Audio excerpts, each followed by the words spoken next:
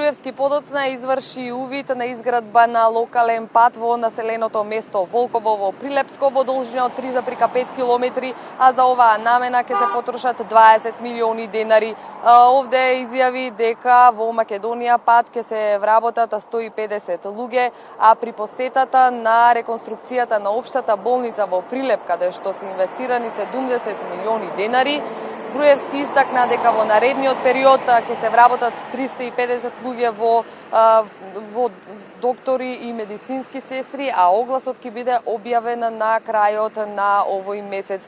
Истакна дека во тек е набавката на 5 мамографи кои што ќе бидат поставени во повеќе болници во земјава. Во крајна фаза инсталацијата на 4-тиот се очекува и 5-тиот, а на оваа намена се потрошени 39 милиони денари. Да ја погледнеме изјавата на Груевски за вработувањата во однос на Македонија пат, 150 вработувања и 350 вработувања на доктори и медицински сестри. Денеска беше исто така споменати два нови момента поврзани со нови вработувања. Едното е дека наскоро во наредните недели или месеци се очекува да се вработат нови 150 луѓе во Македонија пат, затоа што се многу потребни, затоа што Македонија пат има многу работа и зголемен буџет и потребни се различни видови на работници. Потребно исто така и нови вработувања во здравството, пред се на медицински персонал, доктори, медицински сестри, физиотерапевти и друг медицински персонал.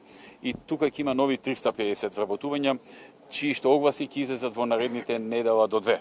Така што тоа се вкупно нови околу 500 работни места за нешто што е потребно, за нешто што е неопходно.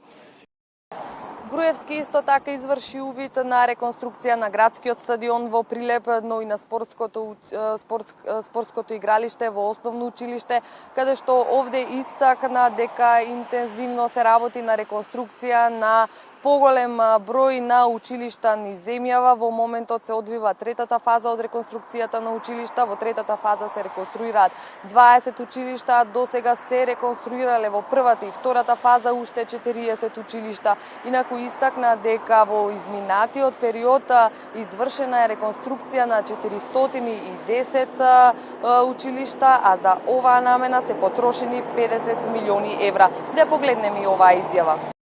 Ние имаме континуирани вложувања во училиштата во Македонија. Значи, тоа е една од главните активности. Во огромен број на училишта се реконструирани. Сега неодамна започна третата фаза од вкупно 60 предвидени реконструкции на училишта оваа година. Почнаа прво 20, па втори 20, сега почнаа последните 20 училишта да бидат реконструирани, што се предвидени за оваа година од вкупно 60. Инаку досега над 450 училишта во Македонија се реконструирани и над 50 милиони евра се вложени во подобрување на образовната инфраструктура во Република Македонија. Така што непрекидно, постојано се вложуваат големи средства за реконструкција на што е можно повеќе училишта во Македонија. Бидејќи сум присутен во општина Прилеп, пред малку спомнавме додека бевме во спортската сала дека во Прилеп сите училишта досега се на некој начин реконструирани, барем одредени делови на овие училишта се реконструирани. Некаде кровот, некаде подот, некаде целото училиште реконструирано, некаде некои други делови, тоалети и така натаму. Така што нема училиште кој што во овие десетина години немало некоја целосна или делумна реконструкција. Така што ова останува и понатаму еден од главните приоритети на нашата програма, на нашата партија и на владата, каде што ВМРО-ДПМН е владеачка, односно главна партија. Тоа е за сега се од присуството на лидерот на ВМРО-ДПМН Никола Груевски во општина Прилеп покрај присуството на отварањето на фабриката Гентерм во Прилеп, за која што имавте можност да погледнете погоре во вестите.